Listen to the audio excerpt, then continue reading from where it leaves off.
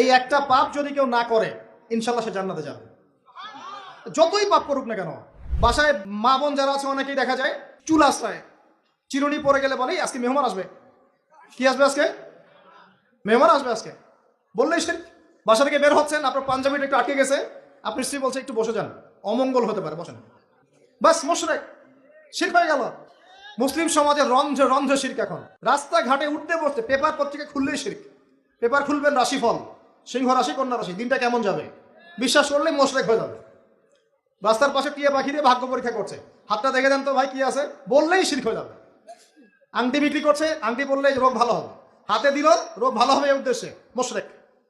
হাতে দিয়েছে রোগ ভালো হবে, আমার ডায়াবেটিস ভালো হয়ে যাবে, বিসমিল্লাহ, ব্যাস মুশরিক, নাউজুবিল্লাহ।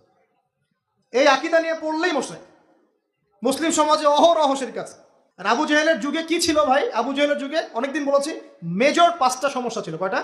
মেজর 5টা। মাইনর সমস্যা অনেক, মেজর 5টা। এক, আবু জেহেলের যুগের বেশিরভাগ মানুষ শিরক করতো। কি করতো ভাই?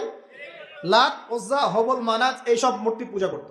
এখন হয়তো মুসলিম সমাজে এটা নাই ঠিকই, কিন্তু মুসলিমরা এখন কবর মাজার পূজায় শুরু করেছে।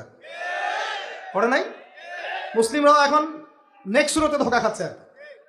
শিরক তো আমাদের সমাজে চলছে। শিরক কি হয় কেন আমি লেকচার দিয়েছি, দেখবেন মুসলিম সমাজে কত শিরক চলছে। আবু জাহেলের যুগে শিরক ছিল, এগুলো বলতে থাকলে এটা নিয়ে আলোচনা করতে হবে। আলোচনার টপিক আমার আছে অন্যরকম। আবু জাহেলের যুগে কি ছিল ভাই? শিরক ছিল, সমাজে রন্ধ্রে রন্ধ্রে শিরক ছিল। এখনকার সমাজেও শিরক আছে। তারা লা ইলাহা ইল্লাল্লাহ না পড়ে শিরক করতো, আমরা পড়েও শিরক করি। আল্লাহ পাক আমাদের সবাইকে শিরকের পাপ থেকে হেফাজত করুন বলি আমি। এই একটা পাপ যদি কেউ না করে ইনশাল্লাহ সে জান্নাতে যাবে, যতই পাপ করুক না কেন। জেনা করেছে, মদ খেয়েছে, মিথ্যা বলেছে, অনেক কিছু করেছে, শুধু শিরকের পাপ করে নাই, আল্লাহ তাকে মাফ করে দিবেন ইনশাআল্লাহ। বিশ্বাস করলেন না কথাটা?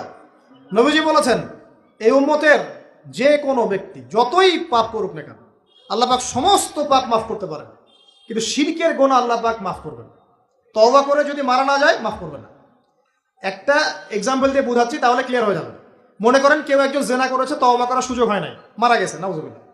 এখন আল্লাহ পাক কিয়ামতের মাঠে এই জেনার পাপটা মাফ করে দিতে পারেন, যদিও সে তওবা করে নাই। যদিও সে তওবা করে নাই, আল্লাহ পাক এই পাপটাও মাফ করতে পারেন। কিন্তু একজন ব্যক্তি শিরক করেছে, তওবা করে নাই, কিন্তু এই অবস্থায় যদি কাল কিয়ামতের মাঠে আল্লাহর সাথে সাক্ষাৎ করে, আল্লাহ তার গুনাহ মাফ করবেন। এই শিরক আর অন্য পাপের এই হলো পার্থক্য। তাহলে সবচেয়ে কোন বিষয়টা থেকে আমাদের বেঁচে থাকা উচিত ভাই? শিরক কিও কেন, একটা বই পাওয়া যায়, কিনে নেবেন। কিতাবুত তাওহীদ একটা বই আছে, পড়ে নেবেন। কোরআন সুন্নাহর আলোকে বিশুদ্ধ আকীদা, এরকম অনেক বই পাওয়া যায়। আর আকীদা সংক্রান্ত একটা অনবদ্য বই হলো আল আকীদা আত-তাহাওয়িয়া। এই 4টা 5টা বই পড়লে আপনার শিরকের কনসেপ্ট ক্লিয়ার হয়ে যাবে ইনশাআল্লাহ। আল্লাহ পাক আমাদেরকে পড়াশোনা করার তৌফিক দান।